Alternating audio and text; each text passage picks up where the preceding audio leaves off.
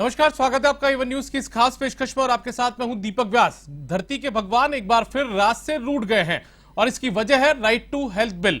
राजस्थान की गहलोत सरकार मरीजों को राहत देने के दावों के साथ इस बिल को लागू करना चाहती है, तो वहीं निजी हॉस्पिटल संचालक इस बिल में कई खामियां गिना रहे हैं।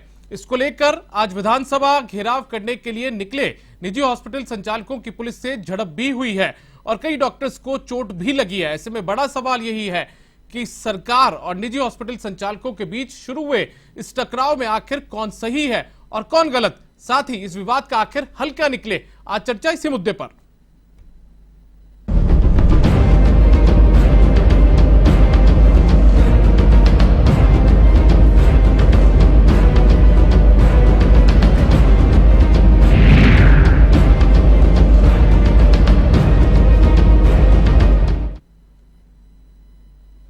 और इस मुद्दे पर चर्चा के लिए हमारे साथ में दो खास मेहमान हमारे स्टूडियो में मौजूद है। हमारे साथ में मौजूद है डॉक्टर अशोक यादव जो कि बीजेपी के नेता हैं। इसके साथ ही हमारे साथ मौजूद है भरत मेघवाल जो कि कांग्रेस के नेता। आप दोनों का बहुत बहुत स्वागत है एवन न्यूज में। भरत जी, मैं आपसे चर्चा की शुरुआत करना चाहूंगा। आखिर कहां दिक्कत आ रही है? सरकार के साथ पहले सहमति बनी कुछ डॉक्टर्स की, लेकिन अब लगातार वापस से डॉक्टर्स विरोध में उतर आए हैं और आज उन्होंने सड़क पर उतरकर, अमूमन जो चिकित्सक होता है, जो ये समुदाय है, वो सड़कों पर उतरता नहीं है, लेकिन लंबे अंतराल के बाद में सड़कों पर उतरे हैं। बाद में पुलिस से भी इनकी झड़प हुई है, पुलिस ने लाठीचार्ज भी किया है, कई डॉक्टर्स को चोट लगी है। तो सरकार क्या इस मुद्दे पर जो रुख है वो अख्तियार कर रही है? दीपक जी, देखिए, हमारे भारतीय शास्त्रों में भी लिखा हुआ है कि पहला सुख है वो निरोगी काया है, और उसके साथ साथ ही इस भारत का जो संविधान है, उस संविधान के भी आर्टिकल 21 में इस देश की जनता को जो हेल्थ है, स्वास्थ्य के लिए अधिकार दिए गए हैं। और उसी को ध्यान में रखते हुए जो स्टेट गवर्नमेंट है, हमारी कांग्रेस की जो सरकार है, वो ये जो बिल है राइट टू हेल्थ बिल वो लेकर आ रही है, ताकि जो आम जनता है, जो लोग हैं, उन लोगों को अपने स्वास्थ्य के लिए, अपनी जो बीमारी से जो ग्रसित हो जाते थे या ऐसी इलनेस जो इमरजेंसी इलनेस होती है, उसके बचाव के लिए जो बिल लाया जा रहा है वो एक जनता के हितैषी के लिए बिल है। और देखिए, जो चिकित्सक है वो हमारे आदरणीय हैं, क्योंकि कहा जाता है कि भगवान का अगर दूसरा रूप है तो वो चिकित्सक के रूप में होता है। और उसीलिए जब ये बिल का ड्राफ्ट लाया गया तब उसमें कई सारी खामियां उन्होंने बताई, और जब खामियां बताई तो उसके बाद सितंबर 2022 में ये बिल लाया गया था। उसके बाद जब इसमें खामियां बताई तो उनकी खामियों को लेकर उस पर बात की गई, एक कमेटी गठित की गई, साथ ही साथ उनसे जो अच्छे अच्छे जो सुझाव थे वो सुझाव लिए गए, और सुझाव लेने के बाद वापस से उसको जो ड्राफ्ट था उस ड्राफ्ट में उन सब चीजों को इनकॉर्पोरेट करके वापस से उस ड्राफ्ट को पेश किया गया है। क्योंकि देखिए, सरकार का जो कांग्रेस सरकार का ध्येय है वो ये ध्येय है कि जिस तरीके से right to education, right to information, right to food Congress की सरकार जब केंद्र में थी तब लेके आई थी, उसी तरीके से राइट टू हेल्थ, एक जो सबसे जरूरी बिल है लोगों के लिए, उसको लाने का प्रयास किया जा रहा है। लेकिन पिछले कई दिनों से देखने को आ रहा है कि कुछ जो चिकित्सक है वो चिकित्सक इसके विरोध में आ रहे हैं। लेकिन मुझे लगता है कि उन्हें भी ये चीज को समझना पड़ेगा, क्योंकि जो जो वो इसमें कमियां बता रहे थे वो सारी कमियां इनकॉर्पोरेट हो चुकी है। जैसे कि उन्होंने मेडिकल इमरजेंसी की एक डेफिनेशन के बारे में कहा था कि मेडिकल इमरजेंसी की जो डेफिनेशन है उसमें क्लियर नहीं है, उस डेफिनेशन को इसमें इनकॉर्पोरेट कर लिया गया है। साथ ही साथ उन्होंने ये कहा था कि जो SHA स्टेट हेल्थ जो कमेटी बन रही है, साथ ही साथ DHA जो डिस्ट्रिक्ट लेवल पे हेल्थ कमेटी बनेगी, उसके अंदर हमारा कोई प्रतिनिधित्व करने वाला नहीं है।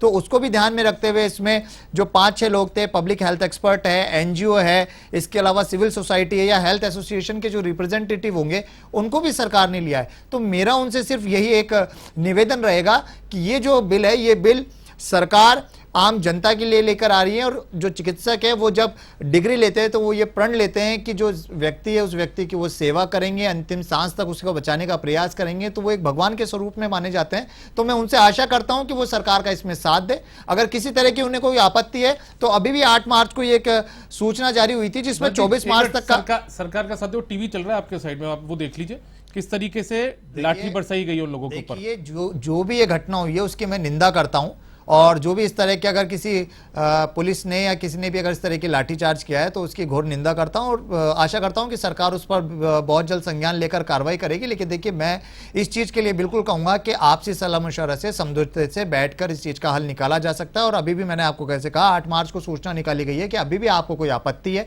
अगर आप कोई सुझाव देना चाहते हैं तो 24 मार्च तक आप अपने सुझाव दे सकते हैं, क्योंकि ये बिल जनता के लिए लाया जा रहा है। और चिकित्सक जो खुद जनता के लिए होते हैं तो उन्हें ये चीज़ को समझनी चाहिए। और इसमें जो फ्री जो सर्विसेज की बात आ रही है उसमें वो आ रही है जिनके कंसेशनल लैंड है, उसमें ड्यूटीज बना दी गई हैं।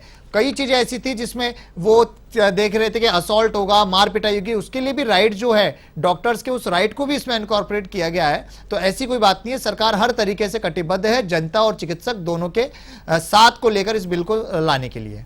ठीक है डॉक्टर अशोक यादव जी, बीजेपी विपक्ष में, बीजेपी का क्या इस पूरे मामले को लेकर स्टैंड है? क्योंकि लगातार जो चिकित्सक समुदाय है, जो निजी हॉस्पिटल वाले जो डॉक्टर्स हैं, वो लगातार इसका विरोध कर रहे हैं। आज उन्होंने रैली निकाली, रैली निकालने के दौरान उनको रोका जाता है, उनके ऊपर लाठीचार्ज किया जाता है और अभी भी वो आंदोलन की पूरी मुद्रा में है।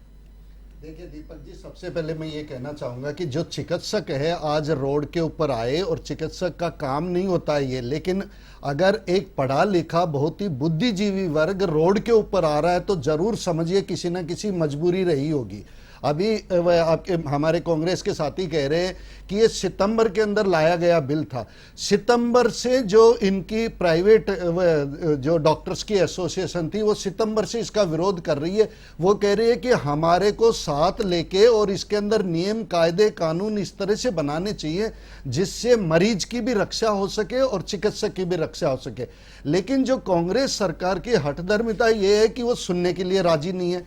उनको नए हेल्थ की डेफिनेशन मालूम कि हेल्थ की right to health means right to health to the level of physical health, mental health और इकोनॉमिक हेल्थ। ये तीनों चीजें इसके अंदर होनी चाहिए। अब इन्होंने इमरजेंसी में एक सेवाएं दे दी कि आप रेफर नहीं करेंगे, अगर रेफर करेंगे उसको प्राथमिक सुविधाएं देंगे। देखिए जो बड़ा हॉस्पिटल है उसके अंदर सारे तरह के विभाग के डॉक्टर्स होते हैं तो वो उस सारे विभाग के डॉक्टर्स उसको देख लेंगे। लेकिन अगर कोई छोटी क्लिनिक है, छोटा हॉस्पिटल है, नर्सिंग होम है जो किसी एक पर्टिकुलर सिस्टम के लिए बना हुआ है, जैसे गायनी के लिए बना हुआ है या आई के लिए बना हुआ है, अब इन्होंने एक नियम लागू कर दिया कि आप रेफर नहीं कर सकते, और अगर रेफर करेंगे तो आपको एम्बुलेंस लेके आनी पड़ेगी और उसके लिए खाने का इंतजाम करना पड़ेगा और उससे जिंदा या मुर्दे से पैसे भी नहीं ले सकते। आप देखिए इस लेवल के ऊपर कोई भी प्राइवेट हॉस्पिटल कहां से करेगा? उसको किसी तरह का फंड दे रहे हो क्या आप? उसको किसी तरह की कोई व्यवस्था दे रहे हो क्या आप? तो सबसे पहले इनको सारे नियम कायदे कानून समझ के डॉक्टर्स के साथ मिलके बैठ के बनाने से होता है।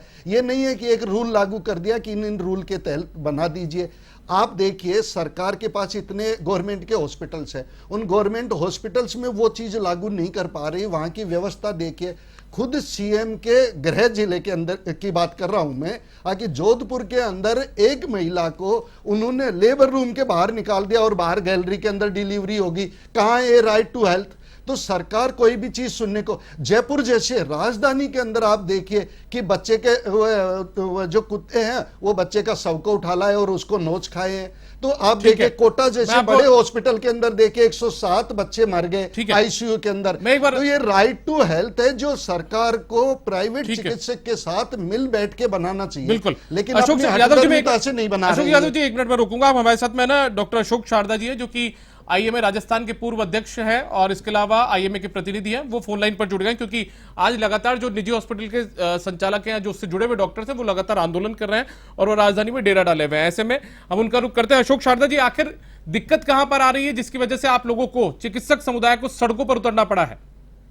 देखिए जो राइट टू हेल्थ है जी, वो इस भारत के संविधान में प्रत्येक व्यक्ति को पहले से ही दिया हुआ है जी। और ये सारी व्यवस्थाएं हमारे राज्य में सरकारी अस्पतालों में चल रही थी। केवल और केवल एक्सीडेंट इमरजेंसी के लिए प्राइवेट हॉस्पिटल में वैसे भी मानवता के तौर पर सभी डॉक्टर इलाज कर रहे थे, लेकिन सरकार ने राइट टू हेल्थ बिल लाकर पूरे प्राइवेट सेक्टर को दहला दिया है।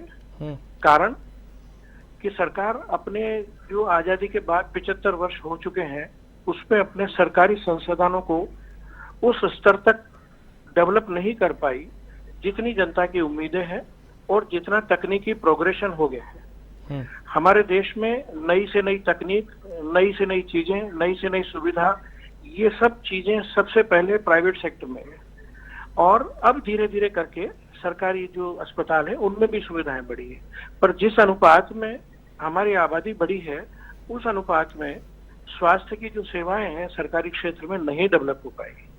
अब उसके लिए कारण यह है कि हमारा जो स्वास्थ्य का बजट है इस देश में शुरू से कम रहा है। हम सुविधा की उम्मीद रखते हैं अमेरिका, इंग्लैंड की, जर्मनी की, ऑस्ट्रेलिया की, परंतु हमारा स्वास्थ्य का बजट इनसे 10 से 20 गुना कम है। कुल अभी भी हमको 2.5% स्वास्थ्य का बजट मिलता है उसमें पूरी जनता को स्वास्थ्य सुविधाओं को देना पाना नामुमकिन है।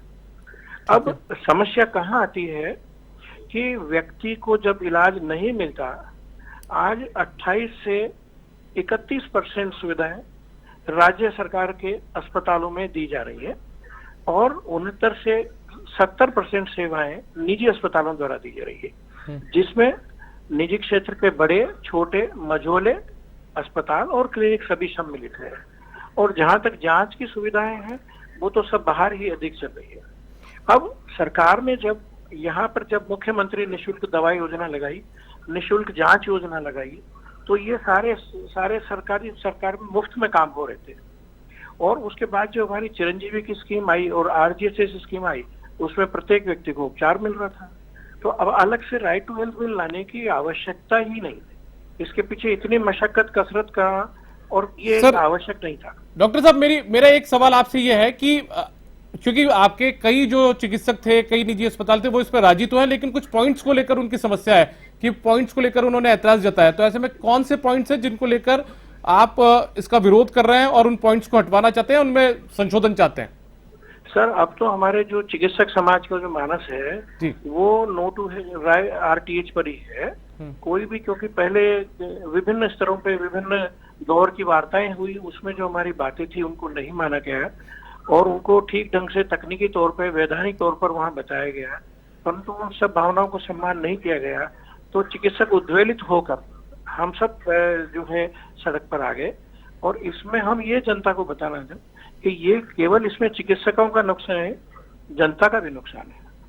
और सबसे खास बात यह है कि निजी क्षेत्र में जो इस बिल में आपत्तिजनक प्रावधान थे, वो उसके हम सारे प्रावधान, इनको 4 से 6 महीने हमें हो गए कि भाई ये प्रावधान इसमें उचित नहीं है, तो उनको नहीं माना गया। तब हम नो टू RTH पर ही शिफ्ट हो गए। मतलब आप लोग पूरी तरीके से इसका विरोध कर रहे हैं? अब पूरी तरह से हम विरोध कर रहे हैं। क्यों? क्योंकि इसमें निजी चिकित्सालयों को हटाया जाना चाहिए। बिल्कुल भी किसी भी स्तर के निजी अस्पताल इसमें नहीं आना चाहिए। इमरजेंसी के नाम पर केवल रोड ट्रैफिक एक्सीडेंट होना चाहिए और उसके बाद जो पुनर्भरण की व्यवस्था है वो सरकार की तरफ से होनी चाहिए। एक इसमें इन्होंने प्राधिकरण का प्रोविजन किया है, उस प्राधिकरण के प्रोविजन में जो सरपंच, प्रधान, प्रमुख और ये सब रखे गए उनको हटाया जाना चाहिए। और उसके पश्चात जो हमको कहा गया है कि ये जो बातचीत है सरकार से वो हुई थी और उसमें ये भी बताया गया था हमको कि अगर आपकी कहीं कोई कंप्लेंट होती है, कोई भी जनप्रतिनिधि आकर आपके अस्पताल का निरीक्षण परीक्षण कर सका और वहां कुछ आपको शिकायत आती है तो वो उसको सीज भी कर सकता है। तो ये बिल्कुल अवैधानिक था। ठीक है। सीज करने के पश्चात उसके आप कहीं अपील भी नहीं कर सकते। ठीक है। ये सारे जितने हमारे अशोक शारदा जी, मैं आपसे, मेरा निवेदन है, आप बने रहिएगा, फोन मत काटिएगा, आप बने रहिएगा हमारे साथ में, क्योंकि कांग्रेस और बीजेपी के दो जो प्रतिनिधि हैं वो भी यहाँ पर मौजूद हैं। हम रुक करते हैं भरत मेघवाल जी का। भरत मेघवाल जी, आपने सुना यहाँ पर डॉक्टर अशोक शारदा जो पेशे से चिकित्सक है, निजी अस्पताल संचालक है, इनकी जो खामियां इन्होंने बताई है वो साफ तौर पर बता दी है, आपके सामने गिना दी है और उनका कहना है कि वो इसे जो RTH बिल है उसको चाहते ही नहीं है। दीपक जी, मैं एक जो ये ड्राफ्ट है बिल का, उसका एक थर्ड जो क्लॉज है उसमें राइट ऑफ रेसिडेंट है, उसका एक मैं आपको पॉइंट पढ़ के सुनाना चाहूंगा कि resident will have the right to avail free services from the private hospital established through the land allocation on concession rate as per the term and condition mention at the time of allotment of the land. जब इन private hospital को land concession rate पे allot की गई थी और उसमें जो कंडीशन इनको दी गई थी, उस कंडीशन के आधार पर रेसिडेंट को राइट है कि वह फ्री सर्विसेज अवेल कर सकता है। जब सरकार आपको जनहित में रहते हुए जो लाखों करोड़ों की लैंड होती है उसे कंसेशन रेट पर दे रही है और वहां सिर्फ और सिर्फ उसी जगह प्राइवेट हॉस्पिटल को यहां पे एंटर किया गया है फ्री सर्विसेज के लिए, तो आप क्यों नहीं देना चाहते जनता को फ्री सर्विसेज?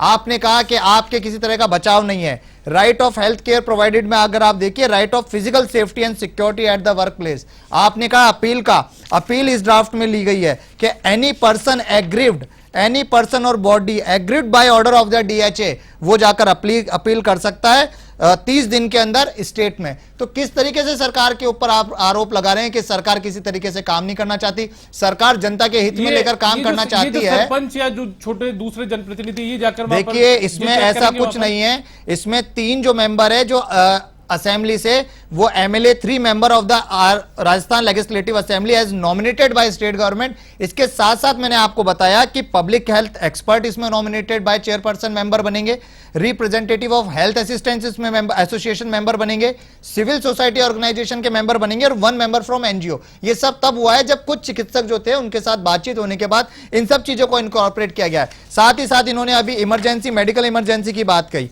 तो मैं उसकी डेफिनेशन भी आपको मैं बता दूं कि medical emergency means a sudden injury और serious illness that if not treated right away could cause serious consequences amounting to death or serious harm to the individual।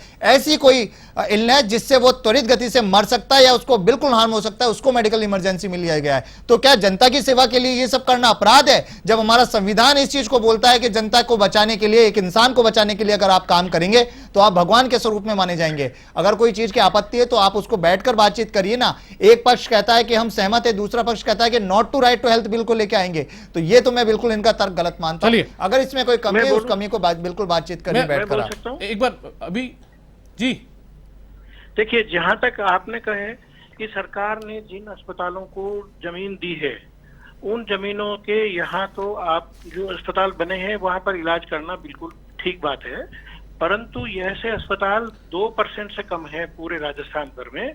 98% अस्पताल व्यक्तियों ने अपनी जमीन खरीद कर, अपना खर्चा कर अपना लोन लेकर अपना अस्पताल बनाया है। 98% ऐसे आप उनको कैसे ले सकते हैं? और उसके पश्चात इमरजेंसी जहां आप बात करते हैं तो एक्सीडेंट इमरजेंसी तक तो एक मानवीयता का पहलू है, परंतु राइट टू जब हेल्थ केयर आप लिखते हो तो हेल्थ केयर नहीं है, ये right to accident emergency treatment bill इसका नाम होना चाहिए और वो ही केवल इसमें आने चाहिए थे। जबकि अब इसमें ऑब्स्टेटिक इमरजेंसी लिख दी। आज सपोज मैं हार्ट का डॉक्टर हूँ, मैं डिलीवरी में क्या करूंगा? मैं हड्डी का डॉक्टर हूँ, हार्ट में क्या करूंगा? मैं न्यूरो का डॉक्टर हूँ तो सर्जरी में क्या करूंगा? ये है इसमें भ्रांतियां। तो इसमें आप तो कोई भी मरीज कभी भी आ जाए किसी भी जगह, आप उसको मना नहीं कर सकते। और फिर उसमें जो सबसे आपने बताया है कि जो आपने प्राधिकरण की बात की है, इस प्राधिकरण में मेडिकल जो फील्ड की अगर कोई कंप्लेंट होती है तो आप समझिए कि उस जो मेडिकल पे बारे में समझता होगा या जो डॉक्टर होगा वही तो उसको असेस करेगा ना सर। एक सामान्य व्यक्ति कैसे उसको असेस कर सकता है? ये हमारा कहना है। ठीक है, शारदा साहब बने रहिएगा। फिलहाल वक्त एक छोटे से ब्रेक का, ब्रेक के बाद में हम इस चर्चा को जारी रखेंगे।